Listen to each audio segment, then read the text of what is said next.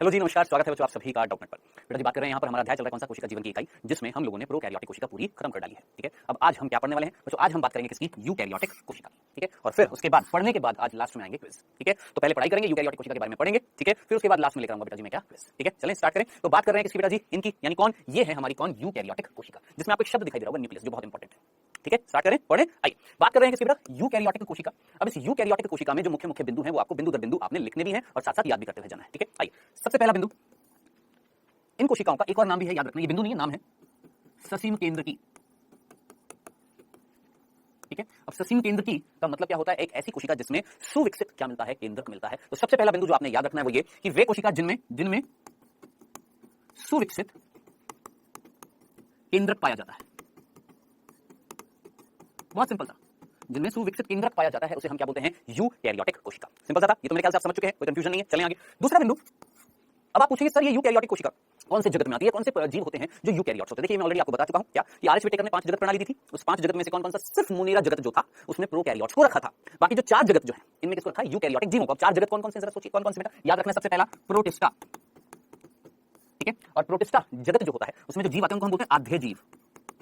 आध्य का मतलब क्या होता है? पुराने जीव, प्राचीन प्रकार के जीव, ऐसे जीव जो यूकैरियोट्स हैं, याद रखना। ठीक है, तो प्रोटिस्टा जगत और आपका कवक, कवक यानी फंजाई, फफूंदी जिसको हम बोलते हैं, ब्रेड पर लग जाती है ना, रोटी पर लग जाती है, अगर थोड़े दिन छोड़ दे तो जो फफूंदी होती है, फंगस जो होती है, उसको हम क्या बोलते हैं? कवक। पादप यानी प्लांट्स, और प्राणी यानी जंतु, एनिमल्स। तो ये 4 प्रकार की जो जगत है, चारों जगत में किसको रखा गया है? यूकैरियोटिक जीवों को रखा गया है। ये था हमारा सिंपल सा दूसरा बिंदु। आई होप इतनी सी बात समझ में आ गई है, कंफ्यूजन तो नहीं है। चलें आगे, आइए तीसरा बिंदु।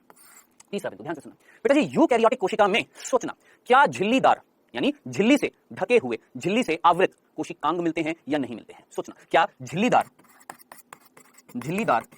अंगक, जिनको हम कोशिकांग भी बोलते हैं, कोशिकांग मिलते हैं? भगाऊंगा नहीं, आराम से तसल्ली से एक एक बिंदु को ध्यान से सुनिएगा। ठीक है, मेरा काम फिर मैं बार-बार हर लेक्चर में यही बोलता हूं कि तसल्ली से, शांति से एक चीज को समझना। भागा-दौड़ी मचाएंगे फिर फायदा नहीं होगा ना, चीज समझ में आएगी और फिर टाइम वेस्ट हो जाएगा उस पूरी चीज का। तो सिंपल सी बात, इनमें क्या मिला? सुविकसित केंद्रक मिल रहा है। दूसरा, कौन-कौन से जीव हैं जिनमें यूकैरियोटिक कोशिकाएं पाई जाती है? ये कौन-कौन से जगत है? हमने बोला सब ये जगत है, जितने भी बाहर पेड़ दिख रहे हैं, जितने भी आपको प्राणी जंतु दिख रहे हैं, जितनी भी फंजाई, कवक होती है और प्रोटिस्टा जगत के अंदर जो जीव आते हैं, आधे जीव, सभी यूकैरियोट्स, यूकैरियोटिक कोशिका मिल रही है उनमें। फिर हमने बोला क्या इन कोशिका के अंदर, क्या ये जो यूकैरियोटिक कोशिका है इनके अंदर क्या मिल रहे हैं? ऐसे कोशिकांग मिल रहे हैं, ऐसे अंगक मिल रहे हैं जिन पर झिल्ली मिल रही है। जैसे सोचिए माइटोकॉन्ड्रिया, झिल्ली मिलती है? हाँ मिलती है। लवक, उसमें झिल्ली मिलती है? हाँ मिलती है। लैंकाई यानी लाइसोसोम मिलती है? हाँ मिलती है। अनफेदरवेजालिका मिलती है। गोल्जिकाई मिलती है। इन सब में ये जो मैंने नाम लिए इनमें झिल्लियां मिल रही हैं। तो आपने याद रखना है क्या कि प्रोकैरियोटिक कोशिका में, याद करिए, कोई झिल्लीदार कोशिकांग था नहीं, केवल राइबोसोम था और राइबोसोम पर झिल्ली नहीं मिलती थी। यहां पर यूकैरियोटिक कोशिका में झिल्लीदार कोशिकांग मिलते हैं। क्या ये सिंपल से 3 बिंदु समझ में आ गए हैं? चलें आगे, आइए चौथा बेटा। अभी चौथा बिंदु, ये बेटा हमारे 3 थे, अब चौथा बिंदु ध्यान से सुनना। बात आ रही है क्या यूकैरियोटिक कोशिका में कोशिका द्रव्य है? देखिए बेटा, ये मान लेते हैं ये एक यूकैरियोटिक कोशिका है जिसकी ये क्या है? कोशिका झिल्ली है। ठीक है, और इस कोशिका झिल्ली के अंदर कोशिका द्रव्य है। इस कोशिका द्रव्य में क्या मिल रहे हैं? कोशिकांग मिल रहे हैं। चलो जी ठीक है, मेरा जो चीज समझाने का इंपॉर्टेंस था यहाँ पर चौथा बिंदु वो ये, आपको याद है मैंने आपको बताया था प्रोकैरियोटिक कोशिका के अंदर जो कोशिका द्रव्य था क्या वो गति कर रहा था? याद करिए, बताया था, याद करिए। प्रोकैरियोटिक कोशिका में ये जो कोशिका द्रव्य जो था, ये जो कोशिका द्रव्य है, क्या ये कोशिका द्रव्य गति करता है? गति करता है। प्रोकैरियोटिक कोशिका में नहीं, लेकिन यूकैरियोटिक कोशिका में कोशिका द्रव्य गति दर्शाता है। याद रखना, भूलना नहीं है आपने, क्या करता है? गति दर्शाता है। भूलना नहीं है, याद रखना, भूल मत जाना इस चीज को। ठीक है, ये हमारा सिंपल सा चौथा बिंदु था। ठीक है, अच्छा इसको ना इंग्लिश में क्या बोलते हैं बेटा? जब कोशिका द्रव्य गति दर्शाता है इसको हम बोलते हैं साइटोप्लाज्मिक स्ट्रीमिंग। याद रखना, इंग्लिश में क्या बोलते हैं? Cytoplasmic streaming. स्ट्रीमिंग का मतलब ये होता है क्या? बहना, एक जगह से दूसरी जगह जाना। तो साइटोप्लाज्म जो है यानी कोशिका द्रव्य जो है वो क्या करता है? गति करता है, एक जगह से दूसरी जगह घूम रहा है। ऐसा भी नहीं कि एकदम बिल्कुल मतलब शोएब अख्तर की तरह बहुत तेजी से घूमेगा, है ना? मतलब शोएब अख्तर यानी जिस तरीके से स्पीड से वो बॉल डालता है इतनी तेज गति से एकदम से ऐसे नहीं घूम रहा है, धीरे धीरे हौले हौले क्या हो रहा है? घूम रहा है। कौन? कोशिका द्रव्य। बता, ये सिंपल सी बात समझ में आ गई है? चलें आगे, नेक्स्ट पांचवा बिंदु बेटा, ध्यान से सुनना। पांचवा बिंदु, क्या यूकैरियोटिक कोशिका में कंकाल मिलता है? सोचिए, क्या कोशिका कंकाल मिलता है? दिमाग लगाइए, ये भी मैं बता चुका हूं आपको, कोशिका कंकाल मिलता है। ठीक है, याद बताया था मैंने आपको, याद करिए मैंने आपको क्या बताया था कि यूकैरियोटिक कोशिका में कोशिका कंकाल मिलता है जो एक कोशिका की आकृति को बनाए रखता है ना? अब कौन था वो कंकाल? याद करिए, मैंने आपको बताया था, 2 शब्द बताए थे, याद करिए क्या क्या था? एक था सूक्ष्म नलिका और एक था सूक्ष्म तंतु। याद आ रहा है? सूक्ष्म नलिका और सूक्ष्म तंतु, ये 2 क्या थे? एक ऐसी संरचनाएं थी जो कोशिका का कंकाल बनाते थे। कौन बेटा? फिर से लिख देता हूं, कौन? सूक्ष्म नलिका और सूक्ष्म तंतु।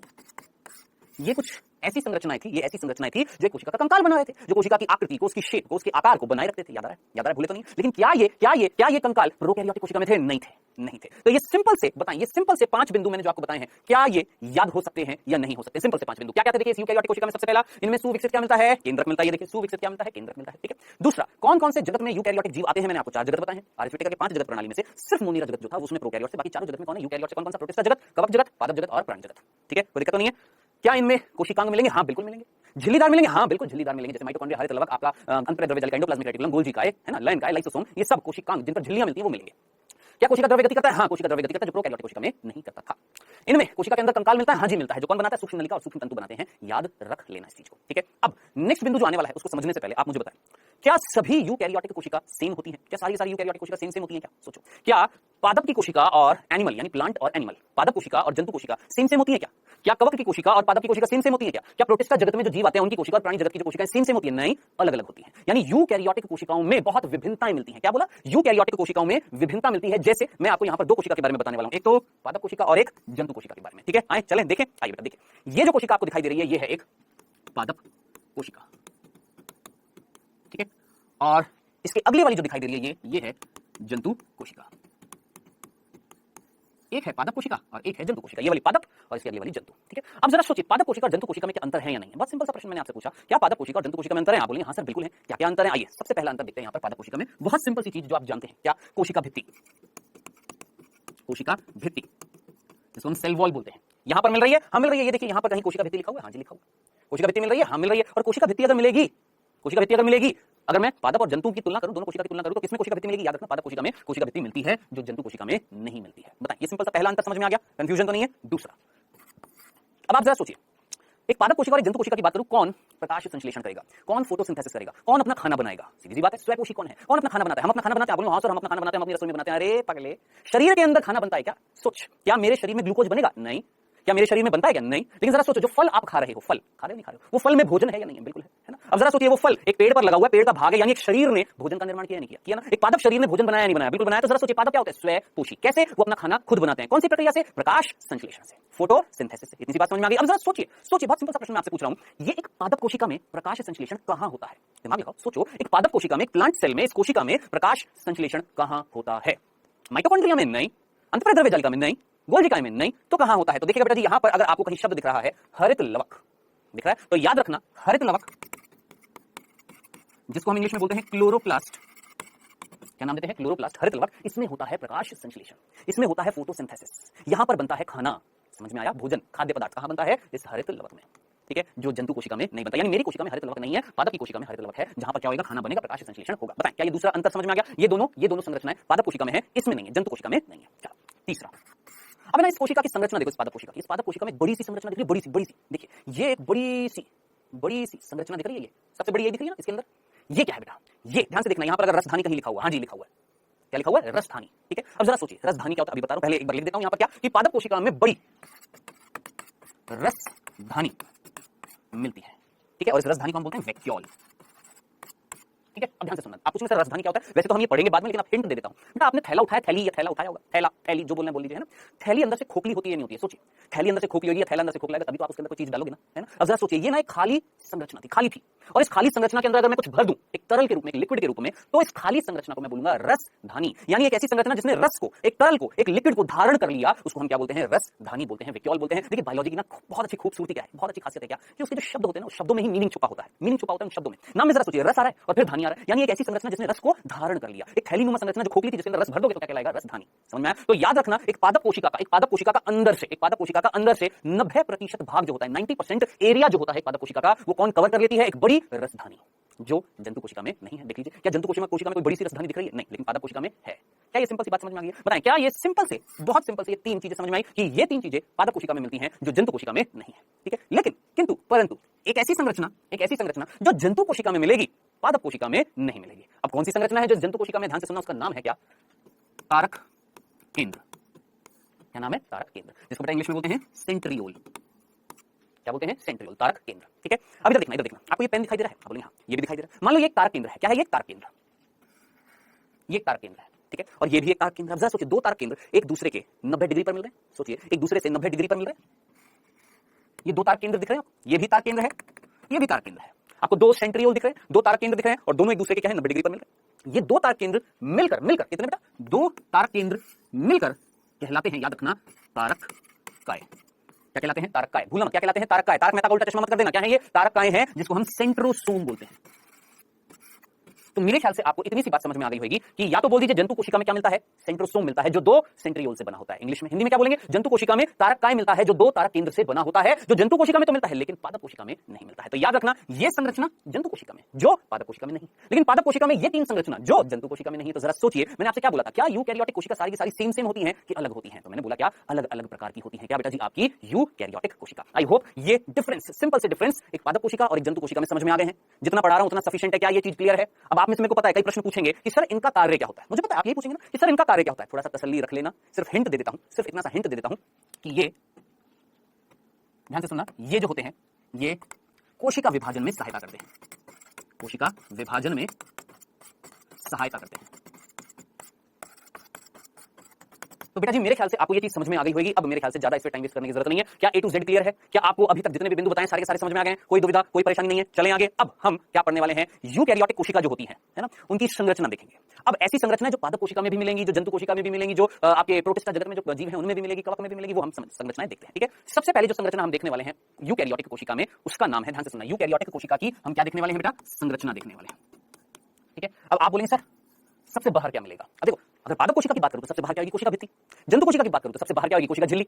समझ में आया क्या बोला? कि भैया ये अगर पादप कोशिका है और ये अगर जंतु कोशिका है तो पादप कोशिका में बाहर क्या मिलती है? कोशिका भित्ति। लेकिन जंतु कोशिका में कोशिका भित्ति नहीं है। तो मैंने आपसे क्या बोला कि सबसे पहले हम क्या देखने वाली है? ऐसी चीज जो दोनों प्रकार की कोशिका में मिलेगी, पादप कोशिका में भी और जंतु कोशिका दोनों में जो समान चीज मिल रही है उसका नाम क्या है भैया? उसका नाम है क्या? कोशिका झिल्ली। तो सबसे पहले हम एक यूकैरियोटिक कोशिका की जब संरचना देखते हैं, पढ़ते हैं, तो सबसे पहले हम पढ़ेंगे क्या बेटा जी? कोशिका झिल्ली। ठीक है, और ये जो कोशिका झिल्ली होती है जिसको हम इंग्लिश में बोल रहे हैं सेल मेम्ब्रेन।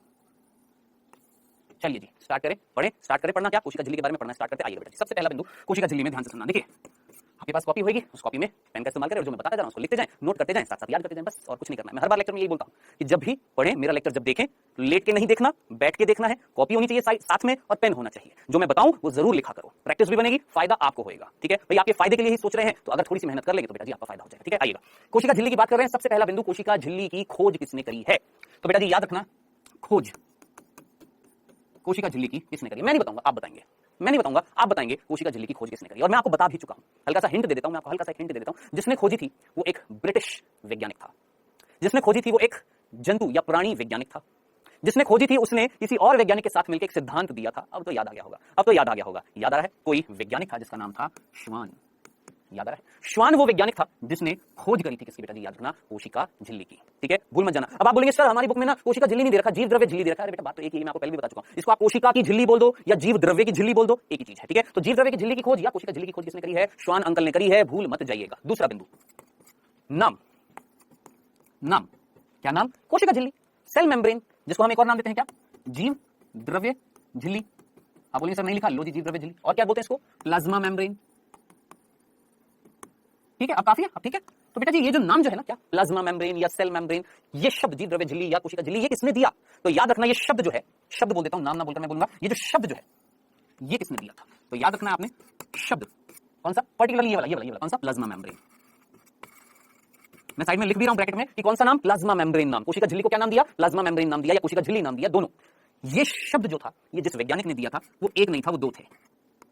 कौन थे? दो थे। कौन कौन? एक थे नागेली, क्या बढ़िया नाम है, नागेली, तथा क्रेमर। ठीक है, तो याद रखना बेटा जी आपने, नागेली और क्रेमर ये वैज्ञानिक थे जिन्होंने शब्द प्रस्तुत किया plasma membrane and cell membrane. आप बोलेंगे सर प्लाज्मा मेम्ब्रेन दिया, मेन जो नाम जो था ना स्टार्टिंग में जो दिया गया था वो प्लाज्मा मेम्ब्रेन दिया गया, बाद में इसे कोशिका झिल्ली यानी सेल मेम्ब्रेन भी बोला गया।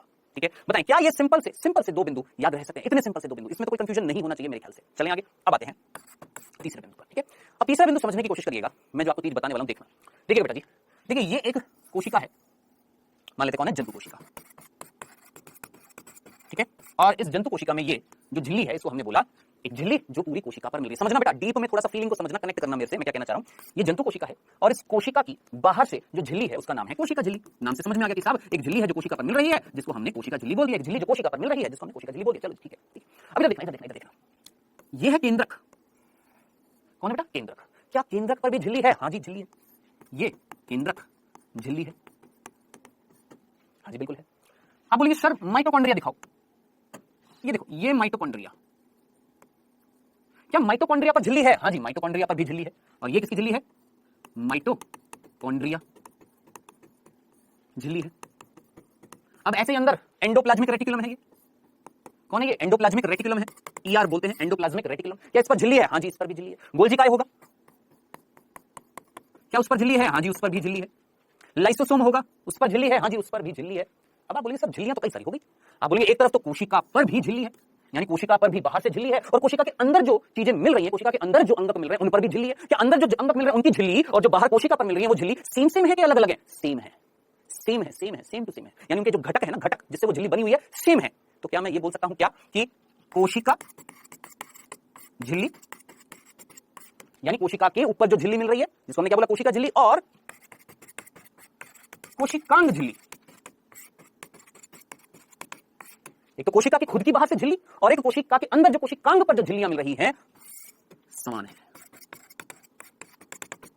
कैसी है? सेम टू सेम है। बस फर्क इतना सा होएगा, कि कुछ कोशिकांग पर ये झिल्लियां 2 होंगी, कुछ कोशिकांग में ये 2 होंगी, कुछ कोशिकांग में ये 1 होगी, और कुछ कोशिकांग ऐसे होंगे जिनमें होएगी नहीं। समझ में आया क्या बोला? फिर से सुनना, क्या बोला कि कोशिका झिल्ली और कोशिकांग पर जो झिल्ली है वो सेम है, उनकी कंपोजिशन, उनके घटक क्या है? सेम है, यानी जिनसे वो झिल्ली बनी हुई है। और आप अच्छे तरीके से जानते हैं झिल्ली किससे बनी होती है? लिपिड और प्रोटीन। ये मैंने आपको प्रोकैरियोटिक कोशिका में बता दिया था किससे बनी होती है, मुख्य रूप से लिपिड और प्रोटीन। यानी कोशिका की जो झिल्ली है उसमें भी लिपिड प्रोटीन, और जो कोशिकांग की झिल्ली है उसमें भी लिपिड प्रोटीन होंगे। बस फर्क इतना सा होगा कि कोशिका झिल्ली जो होती है वो एक स्तर होता है, एक स्तर, 1 लेयर, लेकिन कुछ कोशिकांग ऐसे होते हैं जिन पे 2 स्तर मिलती है। आप बोलेंगे कौन कौन से? आइए ध्यान से सुनना, स्टार बनाकर लिख लीजिए बेटा। दोहरे आवरण वाले कोशिकांग। क्या बोला? दोहरे आवरण वाले कोशिकांग, यानी ऐसे कोशिकांग, यानी ऐसे कोशिका अंगक जिन पर 2 आवरण मिलेंगे, झिल्लियों के 2 आवरण मिलेंगे। अब आपने नाम याद रखने हैं, भूलने नहीं है। पहला माइटोकॉन्ड्रिया, भूलिएगा मत बिल्कुल भी। सबसे पहला कोशिकांग जिस पर 2 आवरण मिलते हैं, देखिए दिख रहा है, एक ये वाला है बाहर और एक अंदर वाला अंदर की तरफ घूम रहा है ना? वो जब आएगी संरचना देखेंगे, अभी से इतना सा माइटोकॉन्ड्रिया दोहरे आवरण से, 2 झिल्लियों से घिरा हुआ है या 2 झिल्लियों से कवर्ड है। ठीक है। दूसरा लवक, जैसे आपने अभी नाम सुना था ना, हरित लवक पादपों में मिल रहा था, उसमें भी दोहरा आवरण। बेटा ये नीट में प्रश्न पूछे जाते हैं, इसलिए स्टार बना दिया है, याद रखना। ठीक है। और आखिरी केंद्रक। ये 3 ऐसी संरचना मत भूलना जीवन भर एक कोशिका में, जिसमें 2 आवरण मिलते हैं इस पर, इन कोशिकाओं पर, माइटोकॉन्ड्रिया, लवक और केंद्रक। ठीक है। आइए अब हम बात करते हैं ऐसे कोशिकाओं की जिन पर केवल 1 आवरण मिल रहा है, जिन पर क्या मिल रहा है? केवल 1 आवरण। और ये भी इंपॉर्टेंट है, ये भी इंपॉर्टेंट है। क्या? एकल आवरण वाले कोशिकांग, एकल आवरण वाले कोशिकांग। अब आप बोलेंगे कौन से हैं? ध्यान से सुनिएगा, कौन कौन से हैं जी। सबसे पहला ईआर कौन है? एंडोप्लाज्मिक रेटिकुलम, जिसको हिंदी में बोलते हैं अंतःप्रेद्रव्य जालिका। याद रखना, क्या बोलते हैं? अंतःप्रेद्रव्य जालिका। दूसरा गोल्जी काय, गोल्जी बॉडीज होते हैं, गोल्जी काय। ठीक है। तीसरा लयन काय। अब आप पूछेंगे सर लयन काय कौन होता है? आप सभी ने नाम सुना होगा, लाइसोसोम। भूल मत, कौन बेटा? लाइसोसोम। कैसा होता है? एकल झिल्ली युक्त होता है। रसधानी बहुत इंपॉर्टेंट है और इससे प्रश्न कई बार पूछा गया है। क्या पूछा गया है? रसधानी। रसधानी कैसे होता है? रसधानी कितने आवरण से घिरी हुई है? एक। उस एक आवरण का नाम क्या होता है? जब आएगा तब बताऊंगा, वैसे आप में से कई जानते होंगे, टोनोप्लास्ट। क्या नाम देते हैं? रसधानी जो होती है, जो पादप कोशिकाओं में बड़ी सी मिल रही है, याद आ रही है? उस रसधानी पर जो झिल्ली का जो आवरण होता है ना, एक ही होता है, एक स्तर होती है, जिसे बोलते हैं टोनोप्लास्ट। अगर चाहे तो अभी भी लिख सकते हैं, अगर नहीं लिखना कोई दिक्कत नहीं, बाद में आएगा, चाहे तब लिख लेना। अभी याद रखना, रसधानी पर 1 आवरण मिलता है। डन, क्लियर है? चल, तो ये मैंने आपको कुछ बताए हैं जिन पर एकल आवरण मिल रहा था। ठीक है। अब कुछ ऐसे कोशिकांग में आपको बताने वाला हूं, यूकैरियोटिक कोशिका, जिनमें है ही नहीं, आवरण है ही नहीं, यानी झिल्लीहीन बोल दीजिए या आवरणहीन बोल दीजिए।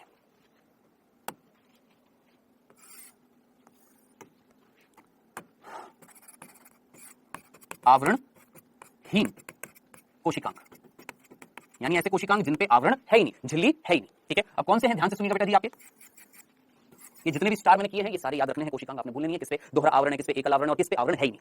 हाँ जी, पहला आप अच्छे तरीके से जानते हैं, मैक्सिमम ने कमेंट्स कर भी दिया होगा, आप जानते हैं कौन? राइबोसोम, है ना? अब आप मुझे बताएं राइबोसोम के अलावा और कौन होता है? सोचो, आप में से कई जानते होंगे, जो नहीं जानते हैं सोचने की कोशिश करिए, अगर हल्का फुल्का याद आ रहा हो। राइबोसोम के अलावा ऐसा कौन सा कोशिकांग है जिस पर झिल्ली नहीं है? जिस पर झिल्ली नहीं है, मैं आपको बताता हूं, देखिएगा। क्या अभी मैंने आपको एक कोशिकांग बताया था, ऐसे याद आ रहा है, जो जंतु कोशिका में था? क्या नाम था? तारक केंद्र। और ये भी बताया था 2 तारक केंद्र मिलकर क्या कहलाते हैं?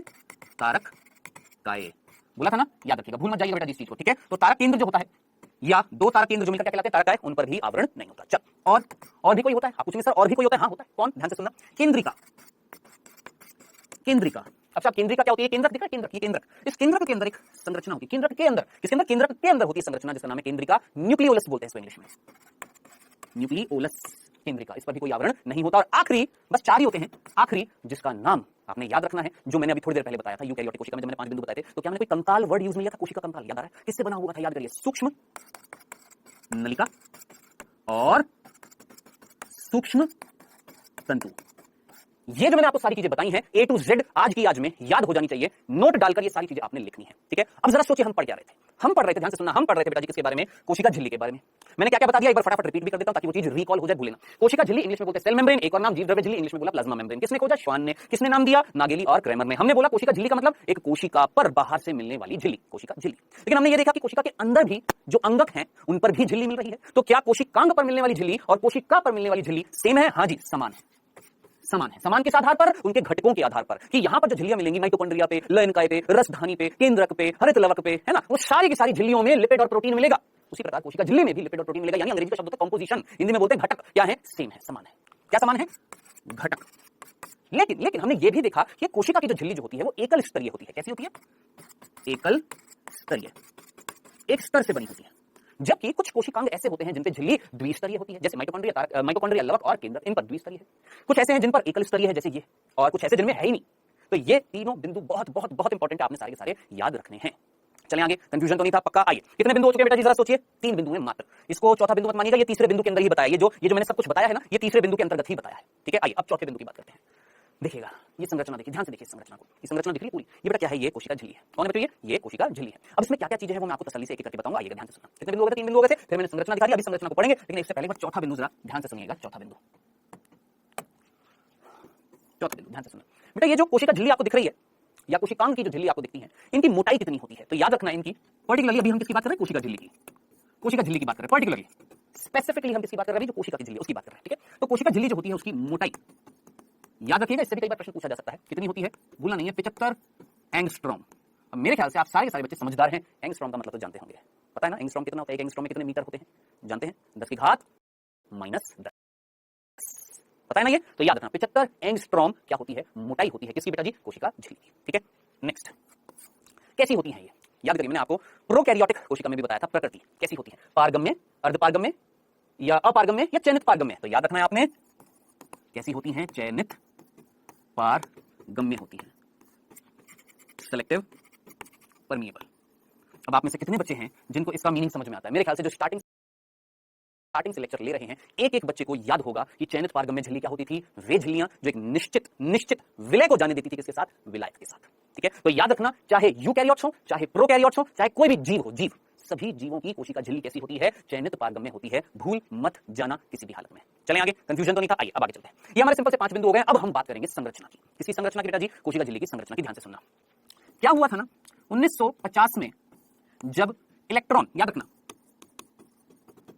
सूक्ष्मदर्शी, इलेक्ट्रॉन सूक्ष्मदर्शी का मतलब इलेक्ट्रॉन माइक्रोस्कोप, इलेक्ट्रॉन सूक्ष्मदर्शी की जब खोज हुई थी, ठीक है। तो इलेक्ट्रॉन सूक्ष्मदर्शी की जब खोज होगी तो इलेक्ट्रॉन सूक्ष्मदर्शी में बहुत ही सूक्ष्म संरचनाओं को हम देख सकते हैं, ठीक है। अब आपके ना स्कूल में जो लैब होती है, प्रयोगशाला होती है, वहां पर भी सूक्ष्मदर्शी होते हैं। उन्हें बोलते हैं लाइट माइक्रोस्कोप, प्रकाश सूक्ष्मदर्शी। क्या बोला मैंने? जो हमारे स्कूल में जो लैब होती है ना, लैब्स होती है ना, उनमें प्रयोगशाला होती है ना, उनमें जो माइक्रोस्कोप होता है ना, उनको हम बोलते हैं लाइट माइक्रोस्कोप, प्रकाश माइक्रोस्कोप। आपने देखा होगा कई बार जब उसमें देखते हैं तो नीचे एक शीशा होता है, उसको आगे पीछे ऊपर नीचे इस तरीके से घुमाकर देखते हैं ताकि उसमें प्रकाश आए, फिर आपको अच्छे तरीके से वो इमेज, वो चित्र दिखाई दे, ठीक है। तो वो जो सूक्ष्मदर्शी जो आपकी प्रयोगशाला में है, लैब में है, स्कूल की, उनका नाम है लाइट माइक्रोस्कोप। कौन से? प्रकाश सूक्ष्मदर्शी। ये होते हैं इलेक्ट्रॉन माइक्रोस्कोप, जो बहुत ही ज्यादा सूक्ष्म संरचनाओं में, बहुत ही ज्यादा सूक्ष्म संरचनाएं हम इससे देख सकते हैं, ठीक है। जब मैं पोस्ट ग्रेजुएशन कर रहा था, यानी स्नातक के बाद में जो डिग्री होती है, पीजी होती है, जब मैं कर रहा था, तब मैंने वहां पर इलेक्ट्रॉन सूक्ष्मदर्शी पर काम किया था। बड़ा आनंद आया था, मजे आ गए थे। मैंने बहुत सारे माइक्रोस्कोप्स पर वर्क किया, बहुत सारे फ्लोरोसेंट माइक्रोस्कोप होते हैं, लाइट माइक्रोस्कोप होते हैं, ट्रांसमिशन इलेक्ट्रॉन माइक्रोस्कोप होते हैं, कई प्रकार के होते हैं, ठीक है। तो कुल मिलाकर बात जो होती है, पता है कितना बड़ा होता है? जैसे जितना आपका एक रूम है ना, रूम इतना बड़ा क्या होता है? इलेक्ट्रॉन माइक्रोस्कोप होता है, ठीक है। तो कुल मिलाकर बेटा जी, इलेक्ट्रॉन माइक्रोस्कोप जो होता है, इलेक्ट्रॉन सूक्ष्मदर्शी होती है, उसकी जब खोज हुई थी 1950 में, तो ऑब्वियस सी बात है, जो सूक्ष्म संरचना है उनको देखा जाएगा, उनका पता लगाया जाएगा। तो बेटा जी, इलेक्ट्रॉन सूक्ष्मदर्शी का उपयोग करके हमने, यानी वैज्ञानिकों ने, जो आरबीसी जो थी, यानी लाल रक्त कणिका जो थी, उस लाल रक्त कणिका की, आरबीसी की, जो कोशिका झिल्ली थी, कोशिका झिल्ली जो थी ना, उस कोशिका झिल्ली का क्या किया? अध्ययन किया। इसलिए क्या पता लगाने के लिए भैया कोशिका झिल्ली किससे बनी हुई है, कोशिका झिल्ली किससे बनी हुई है, यह अध्ययन करना पड़ेगा। अब सीधी सी बात है, जो हमारी जो स्कूल में जो प्रयोगशाला में जो माइक्रोस्कोप रखे हुए हैं, कौन से? हमारे प्रकाश माइक्रोस्कोप, उनमें तो पता नहीं लगता, उनमें वो तो बहुत ही ज्यादा, मतलब ये जो कोशिका झिल्ली बहुत ही सूक्ष्म होती है, उनसे हम नहीं देख सकते। हम किससे देख सकते हैं? इलेक्ट्रॉन सूक्ष्मदर्शी से देख सकते हैं। तो 1950 में जब खोज हुई तो कई वैज्ञानिकों ने अध्ययन किया। किसका अध्ययन किया? कोशिका झिल्ली का। किसका किया? आरबीसी की कोशिका झिल्ली का अध्ययन किया। जब क्या किसी खोज होगी? इलेक्ट्रॉन सूक्ष्मदर्शी की। अब जब अध्ययन कर लिया, आप पूछेंगे अध्ययन कर लिया तो क्या पता लगाया? उन्होंने बताया, अलग अलग वैज्ञानिकों ने अध्ययन किया, फाइनली ये निष्कर्ष निकला क्या, कि कोशिका झिल्ली कोशिका झिल्ली जो होती है ना, कौन सा कोशिका झिल्ली, वो मुख्य रूप से बनी होती है, निर्मित होती है किससे? दो मेन चीजों से जो आप जानते हैं, जो मैंने आपको ऑलरेडी बता दिया। कौन? एक तो प्रोटीन और एक लिपिड। क्या होते हैं? प्रोटीन होते हैं और लिपिड होते हैं, याद रखना, भूलना मत। कौन कौन? प्रोटीन होते हैं और लिपिड होते हैं। ये दो मुख्य घटक हैं किसके? कोशिका झिल्ली के। लिपिड याद करिए, मैंने आपको बताया लिपिड क्या होता है, मैंने आपको बताया यहां पर, मेरे यहां पर पेट पर क्या है? वसा है, फैट बोलते हैं। और हम सिर पर क्या लगाते हैं? तेल लगाते हैं, तेल नारियल का, सरसों का तेल होते हैं। तो तेल भी क्या एक प्रकार का लिपिड है, और वसा भी क्या एक प्रकार का लिपिड है, याद रखना, भूल मत जाना, ठीक है? तेल भी क्या है? लिपिड है, वसा भी क्या एक प्रकार का लिपिड है। तो लिपिड और प्रोटीन से बनी होती है कौन बेटा जी? आपकी कोशिका झिल्ली। ये निष्कर्ष निकाला गया अध्ययन करने के बाद में, ठीक है? अब ध्यान से सुनना। अब आप पूछेंगे कि कितने प्रतिशत लिपिड होता है और कितने प्रतिशत प्रोटीन होता है कोशिका झिल्ली में? तो ध्यान से सुनना बेटा जी। मेन कौन होता है? मुख्य कौन होता है? मुख्य घटक जो होता है, मेन घटक जो होते हैं, वो तो ये दोनों हैं। आप पूछेंगे क्या इनके अलावा कुछ और भी मिलता है? हाँ मिलता है। क्या मिलता है? जल मिलता है। क्या मिलता है? जल मिलता है, पानी मिलता है, हाँ, और कार्बोहाइड्रेट मिलते हैं, कार्बोहाइड्रेट मिलते हैं, और खनिज मिलते हैं, जैसे sodium ion, potassium ion, calcium ion. ये क्या है? जरा सोचिए, ये खनिज आयन है ना, ठीक है? तो जरा सोचिए, हमने क्या बोला? हमने ये बोला छठे बिंदु में कि 1950 में इलेक्ट्रॉन सूक्ष्मदर्शी की जब खोज हो गई थी, तो अलग अलग वैज्ञानिकों ने, बहुत सारे वैज्ञानिकों ने अध्ययन किया अलग अलग कोशिकाओं का, है ना?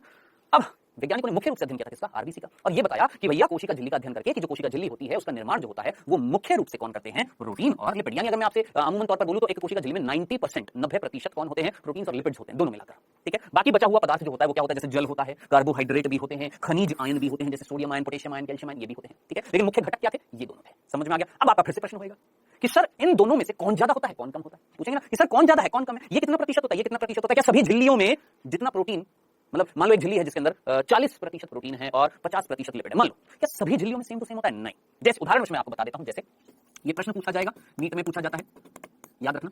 आरबीसी की जो कोशिका झिल्ली होती है, आरबीसी की कोशिका झिल्ली जो होती है, उसमें आपने भूलना नहीं है 52% क्या होता है? प्रोटीन होता है। याद रख लेना, भूल मत जाना, प्रश्न बनता है।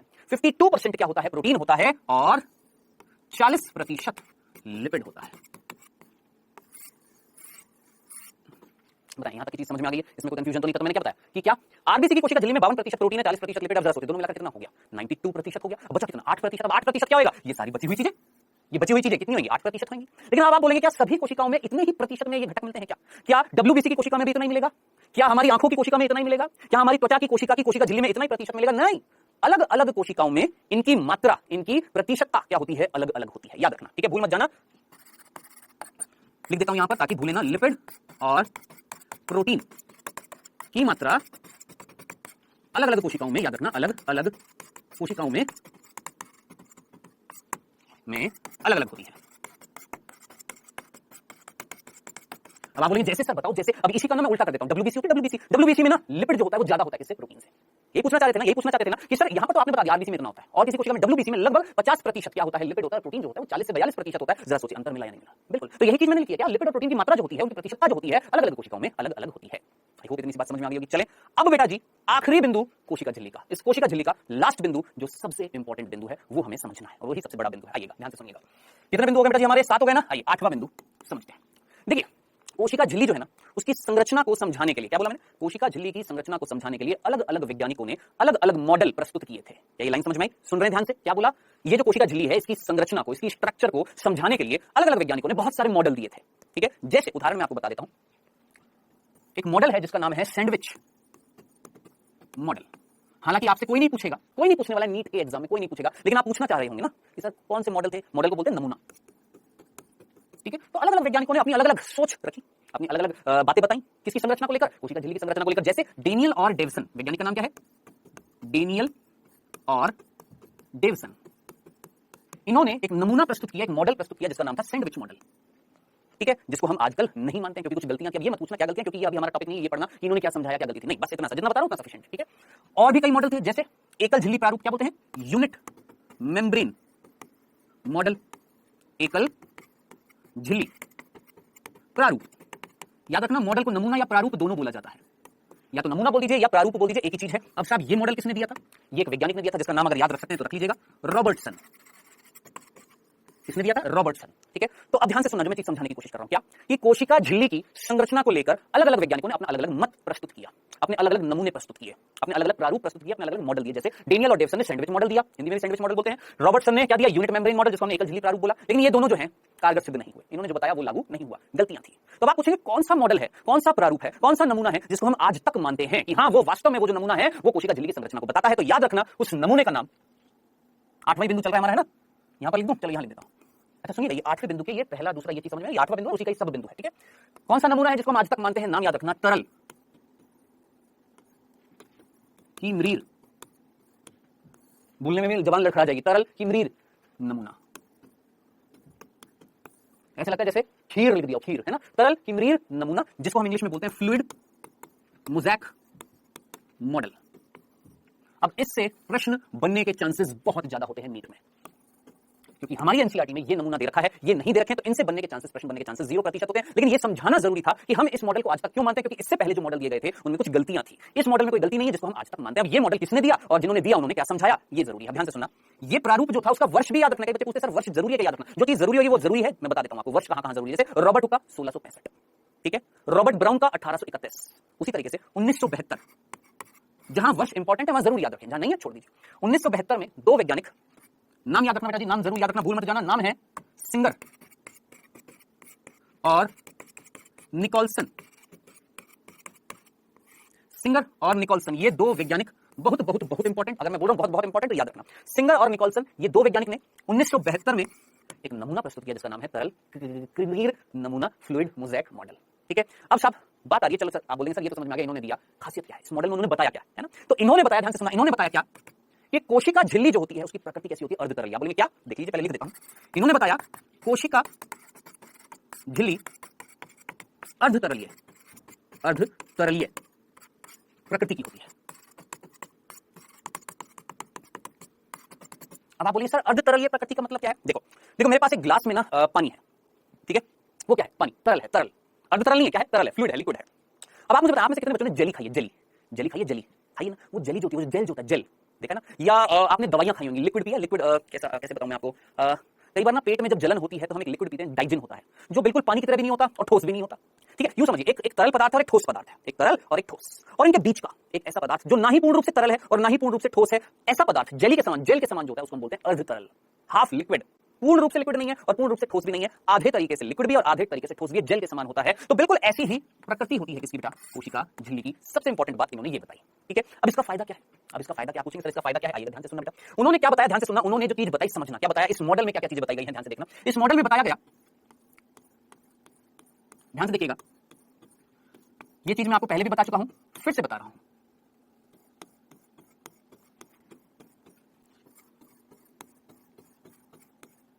देखिए इस मॉडल में क्या बताया गया, ध्यान से सुनना। ये है बेटा एक लिपिड की स्तर, ये हमने पहले भी पढ़ा था ना, याद है ना? ये भी क्या है? लिपिड की स्तर है। ठीक है, समझ में आ गया? अब जरा ध्यान से देखना, लिपिड की कितनी स्तर मिली? दो। भूल मत जाना किसी भी हालत में, कोशिका झिल्ली जो होती है उसमें लिपिड की दो स्तर होती है, यानी द्विस्तरीय लिपिड होती है, पहला बिंदु। ठीक है, अब मैंने एक स्तर में से एक लिपिड का अणु निकालकर देखा, ये एक लिपिड का अणु है। ठीक है, यहां पर ये जो मैं डॉट डॉट डॉट डॉट कर रहा हूं, ये है बेटा जी यहां पर जल। मैंने आपको क्या बोला था, कोशिका झिल्ली में जल भी होता है ना? अब देखिए ये जो एक लिपिड का जो एक अणु है, इसमें ये जो है, ये है सिर और ये है पूंछ,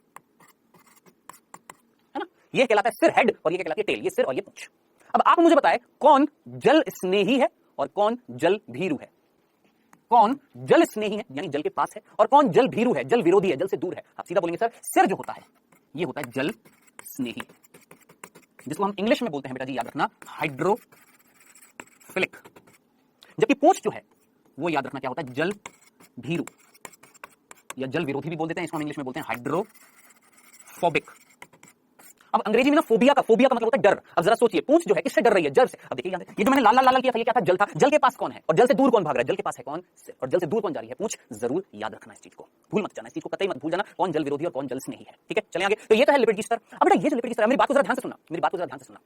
एक पानी है और उस पानी में, उस तरल में अगर मैं ठोस चीजें डालता जाऊं, जैसे मैंने एक सिंपल सी बात बोली, ध्यान से सुनना, यूं समझना, बहुत अच्छे से समझ में आ जाएगा। मैंने पानी लिया और मैंने चीनी ले ली है, ठीक है। एक ग्लास में मेरे सिर्फ पानी है और दूसरे ग्लास में मैंने पानी में बहुत सारी चीनी डाली है, बताएं कौन गाढ़ा हो जाएगा, कौन गाढ़ा हो जाएगा, कौन तरल नहीं रहेगा, कौन अर्ध तरल हो जाएगा? सोचिए, चाशनी किसमें बन जाएगी? चाशनी गाढ़ी होती है ना, बस यूं समझ लीजिए कि कोशिका झिल्ली चाशनी की जैसे है, चाशनी की जैसे, जिसमें लिपिड जो होते हैं ना, ये लिपिड ये एक तरल के रूप में कार्य करते हैं। किसके रूप में? एक तरल के रूप में, एक लिक्विड के रूप में कार्य करते हैं। और इसमें जो चीनी डाली जाएगी, क्या डाली जाएगी? चीनी डाली जाएगी। वो चीनी क्या होंगे? ध्यान से देखना, वो चीनी होगी, वो चीनी है, चीनी है, चीनी है, बता रहा हूं, एक सेकंड रुके। वो चीनी क्या है? ध्यान से देखिएगा, समझ रहे हैं चीनी क्या है? ये मीनिंग समझ में आ रहा है आपको? क्या समझाने की कोशिश कर रहा हूं चीनी क्या है? देखिएगा, ये जो मैं बना रहा हूं, ये जो लाल रंग के मैंने बनाए हैं, ये है बेटा जी प्रोटीन।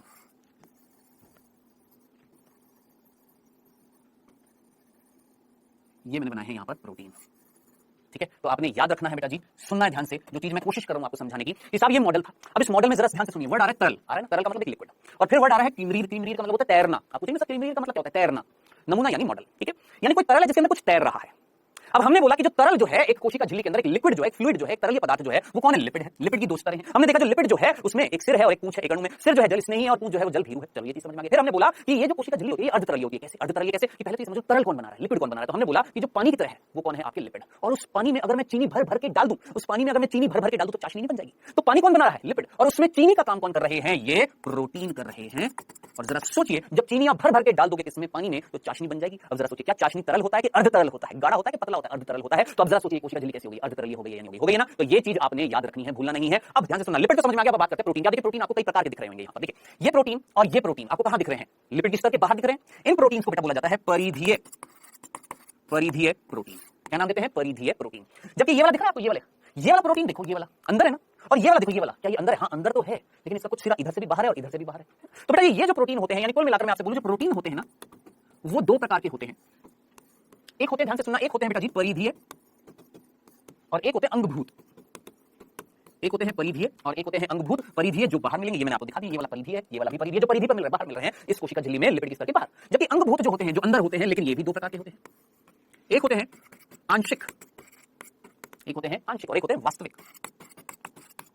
अब जरा सोचना, आंशिक का मतलब जिसका थोड़ा, आंशिक का मतलब जिसका थोड़ा बहुत भाग जो होगा वो बाहर होगा, तो जिसका थोड़ा बहुत अंश जो होगा वो बाहर हो सकता है। लेकिन वास्तविक यानी पूर्ण रूप से, इसको हम पूर्ण भी बोल सकते हैं, पूर्ण भी बोल सकते हैं, पूर्ण अंगभूत, आंशिक अंगभूत। अब जरा सोचिए, ये वाले जो है, ये वाले पूर्ण रूप से अंदर है या नहीं? हाँ जी बिल्कुल है। इनको हम बोलेंगे क्या? पूर्ण क्या? अंगभूत, यानी पूर्ण रूप से अंदर मिल रहे, आंतरिक भी बोल सकते हैं। और ये हैं आंशिक अंगभूत, ठीक है? तो इस प्रकार ये संरचना समझाई थी किसने बेटा जी? आपके सिंगर और निकोलसन ने। किसकी? कोशिका झिल्ली की। कोशिका झिल्ली अर्धतरलीय होती है। अब अर्धतरलीय किसके कारण हो रही थी ये तो समझ में आ गया। अब आप पूछेंगे क्यों हो रही है, यही पूछेंगे ना, क्यों हो रही है ये अर्धतरलीय प्रकृति का फायदा क्या है, ये भी पूछेंगे ना क्या फायदा है। तो वो बेटा जी मैं आपको नेक्स्ट लेक्चर में समझाऊंगा कि क्यों ये अर्धतरलीय, क्या फायदा होगा अर्धतरलीय से, ठीक है? तो बेटा अब वैसे तो कोशिका झिल्ली पूरी हमने पढ़ ली, बस थोड़ी सी चीजें इसमें रह गई है, वो हम नेक्स्ट लेक्चर में पढ़ेंगे। क्या क्या? कोशिका झिल्ली का थोड़ा सा भाग रह गया, वो पढ़ेंगे। और स्टार्ट करेंगे क्या? कोशिका भित्ति पढ़ेंगे नेक्स्ट लेक्चर में, ठीक है? आई होप यहां तक की सारी चीजें आप सभी को समझ में आ गई हैं, इसमें कोई कंफ्यूजन तो नहीं था, पूरा चीज क्लियर है। 1 मिनट रिवीजन आज जो पढ़ाया है सब कुछ याद रखना है। यूकैरियोटिक कोशिका पढ़ी, कौन-कौन से जीव होते हैं, यूकैरियोटिक कोशिका केंद्रक मिलता है, झिल्लीदार अंगक मिलते हैं, जटिल गति करते हैं यानी कोशिका द्रव्य गति करता है, कंकाल मिलता है, ये सब कुछ पढ़ा यूकैरियोटिक कोशिका। फिर हमने बात करी यूकैरियोटिक कोशिका जो होती है अलग-अलग प्रकार की होती है, पादप कोशिका अलग, जंतु कोशिका अलग, दोनों में अंतर क्या है? तीन चीजें ऐसी थी जो पादप कोशिका में, एक चीज ऐसी थी जो जंतु कोशिका में बता दी थी। फिर हमने बात करी भैया यहां पर सबसे पहले कोशिका झिल्ली की। कोशिका झिल्ली नाम किसने दिया? कोशिका झिल्ली की खोज किसने करी है? ये जो कोशिका झिल्ली होती है, जो अंगों के ऊपर जो झिल्ली होती है सेम होती है, हां घटकों के आधार पर सेम होती है, लेकिन कई आपके कोशिकांग ऐसे होते हैं जिनमें दोहरा आवरण होता है झिल्ली का, किसी में एकल आवरण होता है, किसी का आवरण नहीं होता है। मोटाई कितनी थी ये आपको बता दिया, कैसी प्रकृति होती है, चयनित पारगम्य होती है। फिर हमने बात करी क्या कि जब सूक्ष्मदर्शी की खोज हुई उसके बाद घटकों के बारे में पता लगा क्या क्या मिल रहे हैं। फिर उसके बाद फाइनली एक मॉडल आया जिसको हम आज तक मानते हैं तरल क्रिमिनल मॉडल, जो 1972 में किसने दिया? सिंगर और निकोलसन ने। क्या क्या बताया वो हमने देख लिया है, ये सारी चीजें आपने याद करनी है। अब समय हुआ है किस चीज का? आपका क्विज का। रेडी हो जाइए, पहला प्रश्न आपकी स्क्रीन पर आता हुआ फर्स्ट। तरल क्रिमिनल नमूना प्रस्तुत किया था किसने? सिंगर ने, निकोलसन ने, सिंगर और निकोलसन दोनों ने, या कोई नहीं?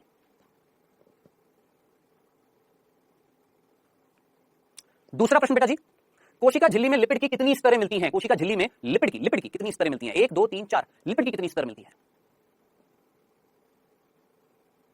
चलिए समय वो समाप्त, आइए डिस्कस करते हैं बेटा जी। यहाँ पर पहला प्रश्न था तरल क्रिमिनल जो नमूना था, फ्लूइड मोज़ेक मॉडल था, किसने दिया था? पता तरीके से 1972 में किसने दिया था? सिंगर और निकोलसन दोनों ने मिलकर दिया था। तो करेक्ट आंसर क्या हो जाएगा?